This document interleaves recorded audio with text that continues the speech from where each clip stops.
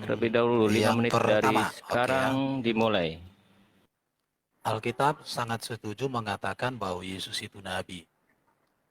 Tetapi Yesuslah satu-satunya nabi yang tidak berdosa, satu-satunya nabi yang punya ajaran etika dan moral yang sangat sempurna, satu-satunya nabi yang mengalahkan iblis, mengalahkan maut, satu-satunya nabi yang membawa manusia dijamin masuk surga, dan satu-satunya nabi yang sudah terangkat hidup dalam kemuliaan ke surga, dan satu-satunya nabi yang menyediakan tempat di surga buat para umat yang ditebusnya, dan satu-satunya nabi yang menjadi raja segala raja di akhir zaman dan hakim yang adil.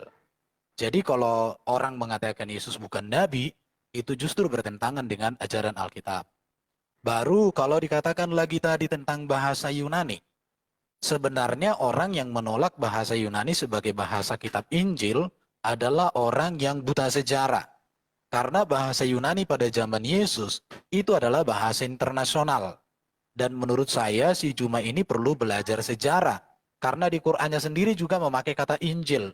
Kata Injil itu berasal dari kata Yunani, Evangelion di situ ya. Baru kalau dikatakan Paulus itu musuh daripada Yesus, ini kembali lagi bahwa Juma ini buta sejarah.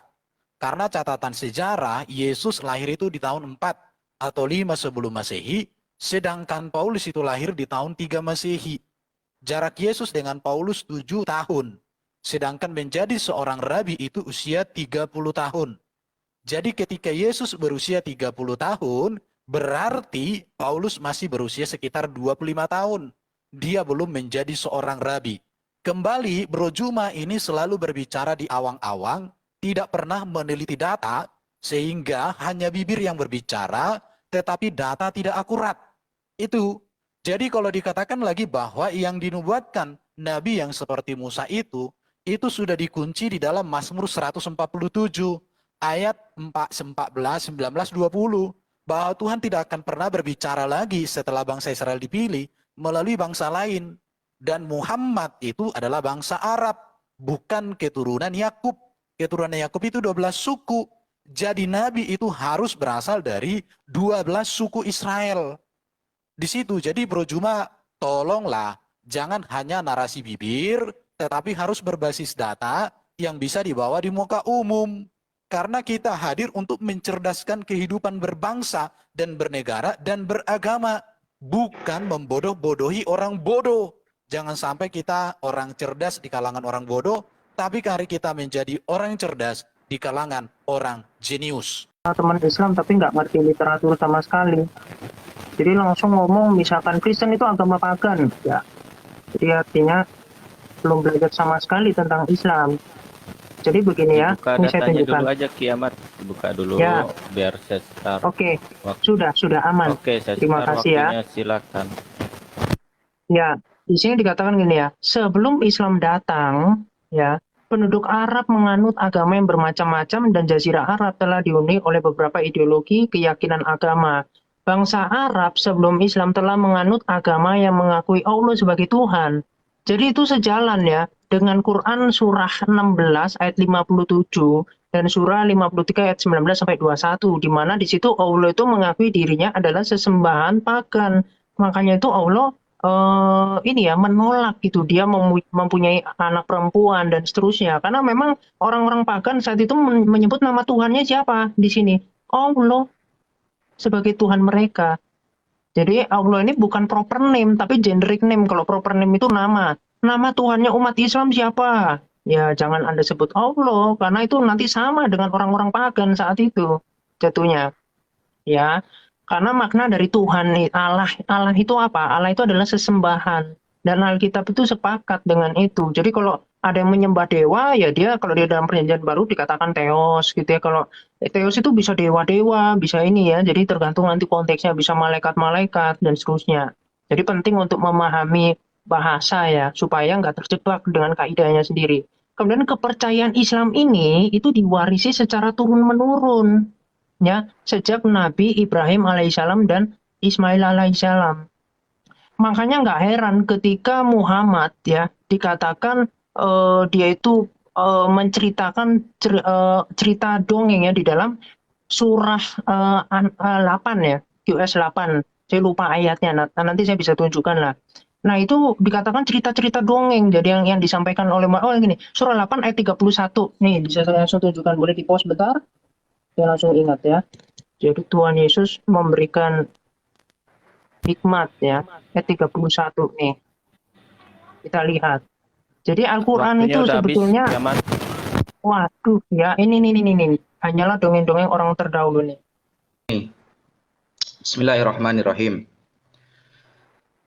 Masalah Mas Erben sampai bilang bodoh-bodoh barusan ya gak etis lah. Gak usah gitulah, kita diskusi aja gitu. Gak usah bilang apa membodohi orang yang bodoh begitu. Sampean itu kalau diskusi fokus aja sama narasi Bang Zuma, gak usah seperti itu. Karena kalau saya tanyakan Anda dengan satu pertanyaan, ketika awal mula Bible ya, bahasa asli Yesus dari Aramaik diterjemah ya, Pentateuch diterjemah menjadi Yunani, itu para rabi saat itu menggunakan manuskrip apa? Kan seperti itu nanti pertanyaannya. Dan fakta sejarahnya Anda tidak akan pernah tahu begitu. Kemudian kiamat. Nah, kenapa gini? Saya ada niat diskusi kalau sama kiamat ya. Saya cuma niat ngajari dikit biar agak terbuka pikirannya gitu, Mas Kiamat. Tadi sampean menggunakan surah Al-Anfal ayat 31 bahwa Al-Quran itu isinya dongeng-dongeng terdahulu. Kenapa saya malas diskusi dengan Anda? Karena Anda itu cuma comot-comot, kemudian tidak dibaca secara sempurna dan dipahami dan disimpulkan sendiri. Padahal di dalam surah Al-Anfal ayat 31 itu gini deh. Wa idza tutla 'alaihim ayatuna qalu qad sami'na law nasha'u laqulna mithla hadza in hadza illa asatirul awwalin. Dan apabila ayat-ayat kami dibacakan kepada mereka, mereka ini orang-orang kafir. Kalau Al-Quran dibacakan kepada orang kafir ini akan berkata, sesungguhnya kami telah mendengar ayat-ayat seperti ini. Jika kami menghendaki, niscaya kami dapat membacakan yang seperti ini. Al-Quran ini tidak lain hanyalah dongeng-dongeng orang terdahulu. Jadi orang yang mengatakan Al-Quran itu dongeng terdahulu itu orang kafir. Makanya sampean bernarasi seperti itu karena Anda kafir. Begitu. Itu orang-orang Quraisy di sana dengan kesombongannya mengatakan ketika dibacakan ayat Al-Quran, mereka mengatakan hadza asatirul awwalin. Ini hanya dongeng-dongeng terdahulu gitu loh. Makanya saya males diskusi sama Kiamat ini apa? Nyomot, nyimpulkan, pakai tafsir, tadi bilang ahlul kitab ini minoritas. Loh, Nabi itu pendatang di Madinah. Ahlul kitab itu mayoritas di sana. Seperti itu. Anda kalau nggak paham sejarah Islam, janganlah deh, nggak usah diskusi. Belajar dulu sama saya, tidak apa-apa, di Zoom berdua gitu. Karena gabrul nantinya membawa tadi ya, apa data yang dibawa tadi, bahwa dulu sebelum Islam datang, orang-orang sudah beragama apa itu? Agama dengan menyebut nama Tuhannya adalah Allah. Itu gak diteruskan narasinya, coba diteruskan. Di bawahnya ada tulisannya itu, bahwa agama itu disebut oleh Allah dengan agama Hanif. Itu ada perinciannya. Agama Hanif itu memang ada. Makanya Sayyidah Khadijah itu agamanya Hanif. Hanif itu artinya lurus, tidak bengkok, tidak nyembah berhala gitu loh. Sekianlah.